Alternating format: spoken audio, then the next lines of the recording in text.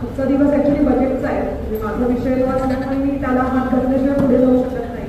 बजेटबद्दल बोलणार नाही आहे.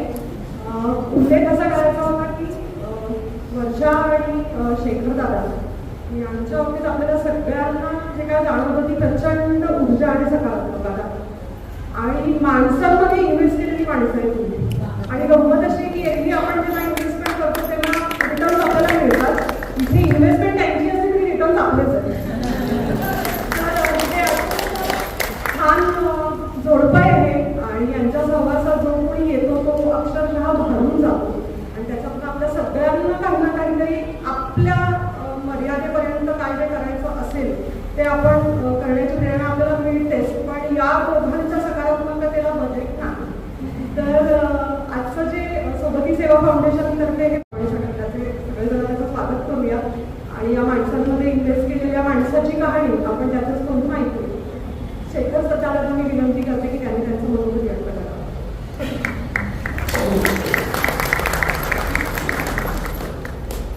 मीना देवी सर आणि जमलेले सगळेच नाही. खूप बोलू नका लवकर आठवा असं बसण्याचं काही मला तकलीफ दिली होती आणि असं म्हणलं तसं योग्य आहे. कारण कसं असतं की पॅशन आणि पॉईंट्स या अशा पुस्तकामध्ये असतात जे एका मनात तयार होतं. तर मी वेलनेस आणि हेल्थच्या पद्धतीने इतक्या पॅशनेट आहे की त्या विषयांबद्दल मी बोलायला तर मी बोलत नाही, मी बोलतच. तर त्यामुळे तुम्ही सगळे त्या बोलून तुम्हाला असं काहीतरी असं काय घडलं सांगितलं तर तुम्हाला असं वाटलं की एखादा विषय मी फारच लांबवतोय तर तुम्ही हात वर केला तरी चालेल आणि मी ते आवडलं घेऊ डेफिनेट. आणि आता मी फक्त खूप थोडक्यात बोलणार आहे. एक म्हणजे हे पुस्तक कसं लिहिलं त्याच्याबद्दल आणि सोबती सेवा फाउंडेशन त्याच्याबद्दल काही थोडक्यात तुम्हाला माहिती आहे. तर हे पुस्तक लिहिलं गेलं जसं की गेल्या 12 वर्षामध्ये ज्यावेळेला सर्वजणी लोकांच्या सहवासात आम्ही राहायला लागलो तर त्यावेळेला असे अनेक प्रसंग घडले की ज्यावेळेला असं वाटायचं लक्षात यायचं की एखादी काही मेडिकल इमर्जन्सी आली सगळं चांगलं चालू असताना तर त्याच्यासाठी तयारी आपली झालेली नसते तर कसं हँडल करायचं. एक रिसेंट घटना अशी ताजी घटना असाच एक प्रसंग मी तुम्हाला सांगतो. त्यात काही ग्राफिक डिटेल्स आहेत पण मी जाणीवपूर्वक ते सांगणार आहे. तर 14 जानेवारीची गोष्ट आहे. संक्रांतीला वर्षाचा 2दा डायलिसिस असतो. मंगळवार आणि शुक्रवार आठवड्यात 4:30 वाजताची बॅच असते. 5:30 म्हणजे 4:30ची बॅच असते. तर आम्ही 3:30 पावण्याच्याकडनं निघतो आणि हॉस्पिटलला पोहोचण्यास साधारणतः 4:20-4:25 पर्यंत डायलिसिस चालू होतं. तर एवढ्या सकाळी हॉस्पिटलमध्ये रात्रीच्या वेळी फक्त इमर्जन्सी आणि ICU सोडलं तर बाकी डॉक्टर्स ऑन कॉल असतात. त्याच्यामुळे डॉक्टर अवेलेबल नसतो की कोणी पेशंटाला वॉकिंगचं तयार असेल तो अवेलेबल नसतो, बोलवता येतो पेशंट. तर त्या दिवशी वर्षाचं डायलिसिस चालू झालं 4:30 वाजता आणि एक 5-10 मिनिटात अचानक बोलायला एक मला. तर एक किडनी पेशंट त्यांना व्हीलचेअरवर घेऊन त्यांची बायको त्या दोघांनाही मी ओळखतो, बायकोला पण आणि किडनी पेशंटला पण. आणि त्यांचा मुलगा 25 ते 27 वर्षाचा. तो ती व्हीलचेअर ढकलत ते येत होते आणि डॉक्टरांना बोलवा, डॉक्टर कुठे, डॉक्टर कुठे, त्या बाई सोबत होत्या. तर त्यावेळेला डॉक्टर फक्त त्याला माहीत होतं. तर मी गेलो पुढे. मी आणि विजया दोघं सगळी प्रेममध्ये होतो. तर मी त्यांना बाजूला बसवलं पण तुम्ही शांत बसा आली आणि त्या जे पेशंट होते ते त्याची मान खाली पडलेली होती, डोळे अर्ध उघडे होते. त्यांना गालावर टाकून आवाजाचा प्रयत्न केला ते रिस्पॉन्ड करतो. मग मी पल्स घेतले. तुम्हाला सगळ्यांना माहिती असतं असं कधी झालं तर इथे पटकन पल्स मिळतात का नेकच्या बाजूला तर मी काही क्लोज निघाले. मग मोठं टेक्निक की पल्स मिळते. पल्स मी पाहिली खूप फिबल होती, खूप मंद ठोके होते, क्रिटिकल होते ते आणि रिस्पॉन्स देत नव्हते. तर मी त्यांच्या मुलाला म्हटलं होतं 25 तर मी म्हटलं त्याला मला निराशच तो बेड दिसला ICU डायलिसिस बेड होता. म्हणजे याला पटकन आपण बेडवर घेऊन लगेच तू ये. मी व्हीलचेअर आतमध्ये घेऊन गेलो. तेवढ्याच्या गोंधळ झाला होता. 2 सिस्टर्स त्या रात्री नाईट होते, मुली होत्या छोट्या, त्या आल्या आणि एक मावशी तिथे काम करायला. त्या 3 जण तिथे आले आणि त्यांचा मुलगा आणि मी व्हीलचेअरवर ते होते. येत फास्ट आहोत शोधीच नव्हते.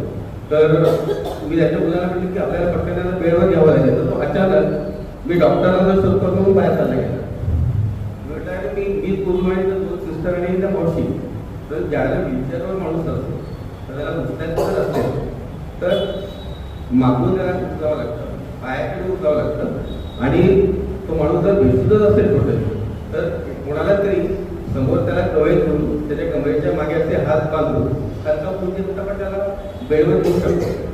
तर ते काका जे होते तर ते आधीपासून सुधीत नव्हते. मी खांद्याकडे गेलो कारण खांद्याकडे जास्त वजन येणार असतं, पुन्हा तिथे फिस्टुला असतो खांद्यात किडनी पेशंट केलेला, तर तो कसा हात आहे ते मला माहिती होतं. तर त्यामुळे मग मी खांद्याकडे गेलो. तर 2 सिस्टर्स होत्या, त्यांना प्रॉब्लेमली प्रश्न असं वाटत नसेल की समोर येऊन त्यांना पकडावं, कारण बऱ्याचदा कसं होतं की ज्यावेळेला आपण पूर्णतः विशुद्ध होतो, कंट्रोल शरीरावर जातो, त्यावेळेला शी होणे, सू होणे किंवा पुरुष असेल ते इजॅक्युलेशन होणे हे अगदी कॉमन गोष्टी असतात.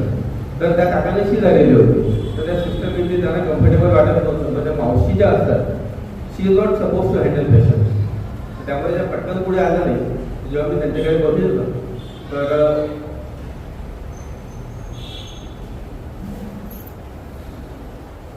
आय कॉन्टॅक्ट झाला, त्याच्या लक्षात आलं की यांना मदत पाहिजे.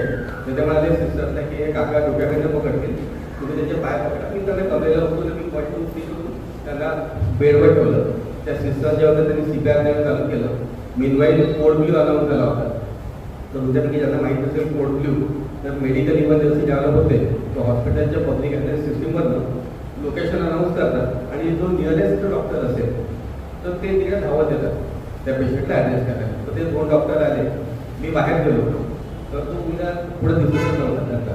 आणि मग त्यानंतर त्यांनी रिवाईव्ह केलं, ॲक्सिडेंट शिफ्ट केलं आणि मग आम्ही बसलो असताना मग 10 मिनिटांनी तो मुलगा आला आणि मला म्हणाला की ट्रीटमेंट चालू आहे, सॉरी वेटिंग आहे. तर त्याला विचारत होते की माझे बाबा आहेत की नाही, पण तो तसं विचारलं तर मला म्हणाला की ट्रीटमेंट चालू आहे. तर मी त्याला सांगितलं की तू ICUमध्ये त्यांना नेलेलं आहे, तुझी आई पण ICUला गेलेली आहे, तू पण ICUला आता.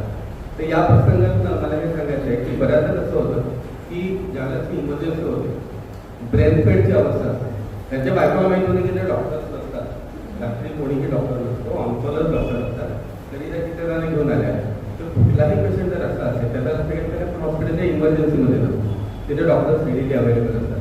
त्यानंतर जो मुलगा होता तर तो running away from the situation, त्याला त्याचे वडील क्रिटिकल होते, पण त्याला रिॲक्टच कसं करायचं, याला कसं रिॲक्ट करायचं त्याला माहिती नव्हतं. तो चालला गेला बाहेर. आणि बऱ्याचदा असं होतं की बऱ्याचदा तो एखादा डेड पेशंट असेल किंवा अगदी असं शंका असेल की जिवंत आहे की मेलेला आहे, तर इव्हन घरचे लोक सुद्धा मी बघितले की ते रिलक्टंट असतात त्याला हे करायला, कारण त्याला तसं प्रिपेअर केलं गेलं नसतं.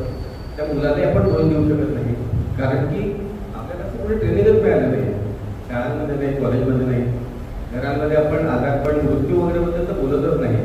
तर त्यामुळे अशी काही परिस्थिती घडली तर आपल्याला कसं रिॲक्ट करायचं हे कळत नाही. तर त्यामुळे त्यावेळेला डोक्यात आलं की आपण याच्याबद्दल बोलायला पाहिजे.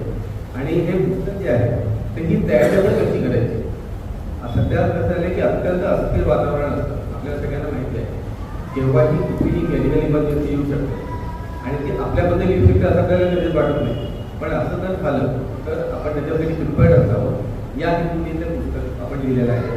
त्याच्यामध्ये मानसिक, भावनिक ॲस्पेक्ट्स जे, त्यानंतर फिजिकल ॲस्पेक्ट्स, पैसा जसं आपण करतो, पैसा अतिशय महत्त्वाचा आहे, अशा विविध विषयांवर आपण त्यामध्ये चर्चा केलेली आहे आणि आपण कसं इमर्जन्सीला हँडल करायला प्रिपेअर करायचं. आणि सोबती त्याचं नाव याच्यासाठी आहे, त्याच्यामागे पण एक विचार आहे की युजली कसं असतं की ज्यावेळेला आपण एखादा मार्गदर्शक म्हणतो किंवा पाठ्यराखा म्हणतो किंवा इंग्रजीमध्ये केअर गिव्हर म्हणतात त्याला, आणि त्याचा मराठीत काळजी वाहक असं म्हटलं जातं. तर मी स्वतः तो शब्द वापरायला खूप इगत नसतो, काळजी वाहक. कारण त्यात कसं होतं की आपण कोणाची तरी काळजी घेतो, कुणालाच आवडत नाही की माझी कोणतरी काळजी घ्यायची, पण मी ज्याला कोणाला म्हणतो की मी तुझी काळजी घेतोय तर त्यावेळेला मी स्वतःला थोडंसं उद्वास होतो असं मला वाटतं की ठीक आहे, ओके, डोंट वरी, मी तुझी काळजी घेतो. तर त्यामुळे काळजी वाहक हा शब्द युजली मी वापरत नाही. त्यानंतर मार्गदर्शक कसं असतं की मार्गदर्शक मी एक पायरीवर असतो आणि त्याला तिथं जे दिसत असतं तो लोकांना दाखवतो की मी तुझं मार्गदर्शन करतो. तर त्याच्यामध्ये तो नॅचरली एक लेवलवरती असतो. पाठ्यराखा मागे असतो खरं आपल्या, पण पाठ्यराखाचं असं असतं की तो तुमचा प्रोटेक्टर असतो. ते in a way he is also a shade better, कारण तो रक्षण करत असतो. त्यामुळे हे शब्द मला वापरायचे नव्हते. मला सोबती हा शब्द वापरायचा होता, कारण सोबती कसा असतो की तो तुमच्या बरोबर असतो. तो तुमच्या मागे नसतो पुढे नसतो, he just there or she is just there.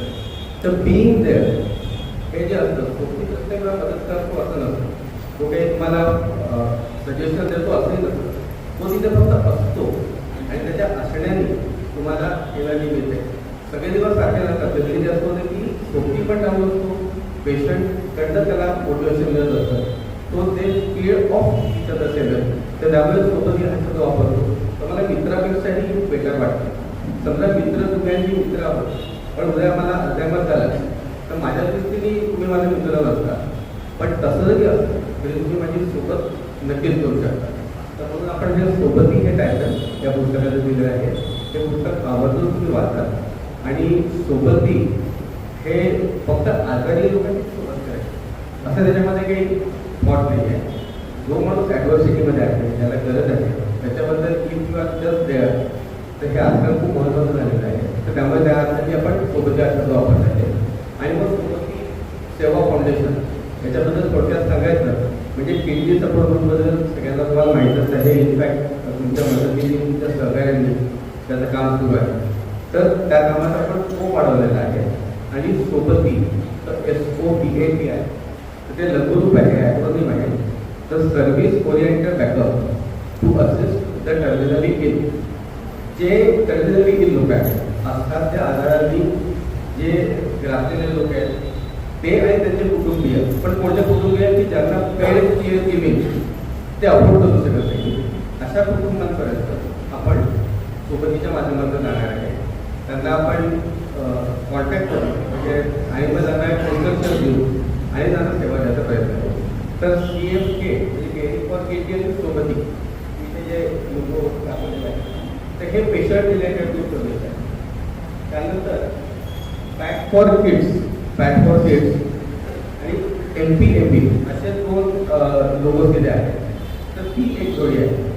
तर पॅक फॉर किड्स हे पर्टिक्युलरली 1 ते 10 वर्षाचे जी मुलं आहेत त्यांच्या पेरेंट्स आणि एज्युकेटर्स करतात तो ते अभियान आहे. आपण त्यांच्याशी संवाद साधणार आहोत. कारण टीनेजर्स मला सगळ्यांना माहिती आहे, टीनेजर्समध्ये मेजर इश्यूज हे जे आपण बघतो. आश्चर्य वाटतं आपल्याला की type 2 diabetes, slip of tongue नाही आहे, मी टाईप 1 मिळत नाही, टाईप 2 मला मिळत आहे. टाईप 2 डायबिटीज, त्यानंतर हृदयविकार, कार्डियक इश्यू, इंटरनेट ॲडिक्शन आणि ओबेसिटी हे टीनेजर्समध्ये सध्या मेजर इश्यूज आहेत, मेजर हेल्थ कन्सर्न्स आहेत. तर त्या अनुषंगाने आपण 1 ते 10 वयोगटातल्या मुलांच्या पालकांना आणि एज्युकेटर्स त्यांच्याशी आपण संवाद करणार आहोत आणि त्यांच्याशी जे प्रोग्राम्स बनलं त्याच्याबद्दल आपण अवेअरनेस करण्याचा प्रयत्न करणार आहोत. MPAP पण त्याच्याशी रिलेटेड आहे. MPAP म्हणजे माय फोन माय बेबी, किंवा मराठीत ते आहे की माझं फोन माझं बाळ, किंवा हिंदीत आहे की मेरा फोन मेरा बच्चा. त्याच्यामध्ये प्ले एक आहे, प्रतिज्ञा आहे. तर स्मार्टफोनचा ज्युडिशियल वापर कसा करायचा याच्याबद्दल पालकांना प्रतिज्ञा घ्यायची, ती मुलांना नाही घ्यायची. तर पालकांनी प्रतिज्ञा घेऊन ती पाळणं आता त्याच्यामध्ये अपेक्षित आहे. जे लोक त्या कॅम्पेनमध्ये आपल्याला जॉईन करतील तर त्यांना आपण प्रशस्तीपत्र देतो, पण ते ऐच्छिक आहे की ती प्रतिज्ञा घेणं आणि पाळणं हे प्रत्येकाची वैयक्तिक जबाबदारी आहे. आणि तिसरं जे तर वयम SWAY लिहिलेलं आहे अलर्ट. तर आमच्यावर जे प्रेम करणारे, आमची काळजी करणारे जे मित्र असतात, नातेवाईक असतात, सहकारी असतात, त्यामुळे ते समाजसेवक तरी ठीक आहे, पण फुल पण पेटवायचं असतं ना. तर त्याच्याबद्दल तुम्ही काय करणार, किंवा हे कामही आपल्याला जर सस्टेन करायचं असेल, सस्टेनेबल त्याला करायचं असेल तर तुमच्याकडे काय ऑप्शन आहे. तर ते जे शेवटचे गुण आहेत वयम आणि अलर्ट, तर हे आपण यंग प्रोफेशनल्सला दृष्टीकोन करून ते 2 कॅम्पेन्स केलेले आहेत. की आता कुठलाही प्रोग्राम नाही आहे, दे आर ऑल कॅम्पेन्स, अभियान आहेत. तर स्वयंमध्ये self wellness assessment through yoga and meditation असा यंग प्रोफेशनल्स करता कार्यक्रम आहे. तर अनेक वेलनेसचे कार्यक्रम असतात. त्याच्यामध्ये फरक काय असतो, फरक काय आहे, तर फरक असा आहे की याच्यामध्ये अनलर्निंगवर भर दिलेला आहे. आपण अनेक गोष्टी शिकत असतो, तर आपण ॲज अ ह्युमन बिईंगच्या अनेक गोष्टी शिकलेलो आहे ज्या आता अनलर्न करायची गरज आहे. तर त्या अनलर्निंगवर आपण या प्रोग्राममध्ये भर देतो. इंटरेस्टिंग प्रोग्राम आहे. आणि अलर्ट जो आहे assessment of lifestyle and evaluation of related threat, तर जी 25 ते 40 वयोगटातली मुलं आहेत ज्यांना कुठलीही हेल्थ इश्यूज नाही आहेत, ज्या ॲब्सोल्युटली हेल्थी, त्या लोकांकरता आपण काही बेसिक मेडिकल टेस्ट त्यांच्याकडे करतो. अति साध्या टेस्ट असतात. म्हणजे पॅथलॅबमध्ये तुम्ही गेलं आणि त्यांनी विचारलं की डॉक्टरचं नाव काय, तर तुम्ही सेल्फ सांगून त्या टेस्ट करून घेऊ शकता. अशा त्या टेस्ट असतात. पण त्या टेस्टमधनं तुमचं मेडिकल प्रोफाईल तयार होतं. आपल्याला आश्चर्य वाटतं की आपल्या हेल्थबद्दल, आपल्या झोपेच्या पॅटर्नबद्दल, डाएटबद्दल, आपल्या ब्लड रिपोर्टबद्दल कळत असतं. आणि त्यानंतर काही आपल्याला रेड फ्लॅग दिसते, काही धोके दिसते, तर आपण त्या पेशंट त्या लोकांना अलर्ट करतो की तुम्ही याला इन्व्हेस्टिगेट करा. तर तुम्हाला लिव्हर फंक्शन टेस्टची गरज आहे किंवा तुम्हाला आणखी काही इन्व्हेस्टिगेट करायची गरज आहे. तर तो प्रोग्राम अलर्ट अँड स्वयं हे आम्ही छोट्या एस्टॅब्लिशमेंटपर्यंत घेऊन जाणार आहोत, जिथे लोकांची संख्या एकूण संख्या 10, 12, 15, 20, 25, 30ला कॅप केलेला आहे. त्याचा आपण मोठ्या एस्टॅब्लिशमेंटमध्ये गेलो तर आम्हाला ऑप्शन मिळालं तर तिथे घेणार नाही असं नाही आहे. पण तिथे आपण 30ची कॅप केलेली आहे की एका याच्या 30च लोकांना आपण ॲडजस्ट करणार. कारण या प्रोग्रामचा उद्देश याच्याचा बॉक्स चेक करणं नाही आहे. जो प्रत्येक पार्टिसिपंट असेल त्याच्याशी आपण 1-on-1 बोलून त्यांना सल्ला मागून किंवा त्याला काही हवं असेल, त्यांना कुठे शॉर्टकमिंग असतील किंवा त्यात काही डायलॉग असेल ते आपण देणार, त्याचं म्हणणं ऐकून देणार, त्याचे डायलॉग प्रसारित करणार. तर असे हे 6 प्रोग्राम आपण सोबती सेवा फाउंडेशनच्या माध्यमातून घेणार आहोत. आणि ईच वन आपली गाईडलाईन आहे. तर तुमच्यापैकी प्रत्येकाला माझी विनंती आहे की तुम्ही ज्या प्रकारे मदत करू शकता, ट्राय टू रीच ॲटलीस्ट 1%. एवढंच मला बोलायचं आहे. या गोष्टी मी खूप जास्त लांबवलं नाही. तर तुम्ही नक्की मदत करा. आतापर्यंत तुमचं प्रेमाला मिळालं आहे ते असंच वेळ राहील. So I love you all. Thank you.